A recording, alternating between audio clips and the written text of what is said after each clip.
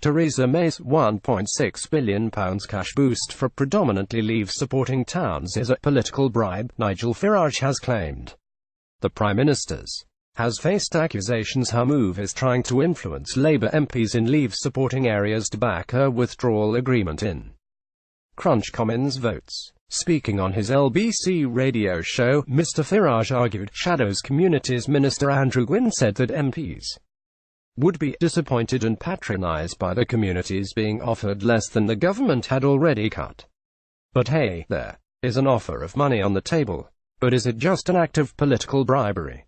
Well, let's have a look at some of the numbers, shall we? So £281 million of this would go to the North West, where there are 54 Labour MPs and 20 Conservative MPs. The smallest sum of money going to an English region would be £25 million, and that would be going to the east of England, where the Tories hold 50 seats and Labour hold 7. You have got to be a mathematical genius to work out what is going on here.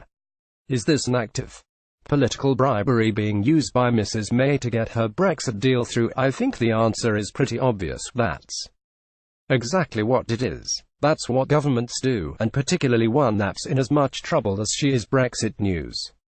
Nigel Farage accused Theresa May of political bribery. Image LBC. Getty. You have not got to be a mathematical genius to work out what is going on here. Nigel Farage's Stronger Towns Fund, launched today, will be targeted at places that have not shared in the proceeds of growth in the same way as more prosperous parts of the country, ministers said.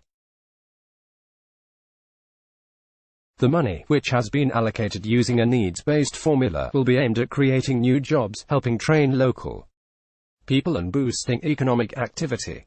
The North West will receive £281 million, the West Midlands £212 million, Yorkshire and the Humber £197 million.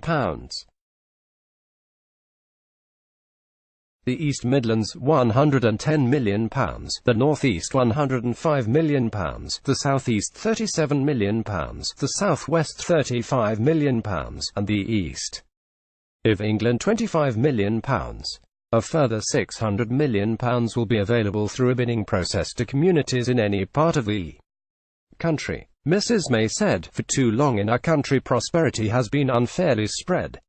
Our economy has worked well for some places, but we want it to work for all communities." Communities across the country voted for Brexit as an expression of the desire to see change. That must be a change for the better, with more opportunity and greater control. These towns have a glorious heritage, huge potential and, with the right help, a bright future ahead of them. The move has faced backlash, with Labour Shadow Chancellor John McDonnell saying, "This sounds fun smacks of desperation from a government reduced to bribing MPs to vote for the damaging flagship Brexit legislation. The reason our towns are struggling is because of a decade of cuts, including to council funding and a failure to invest in businesses and our communities." Labour pledged in 2017 that we will establish a network of regional development banks that will be dedicated to delivering the finance that our small businesses, cooperatives and innovative projects need across the whole country. No Brexit bribery, stable investment where it's most needed. Anna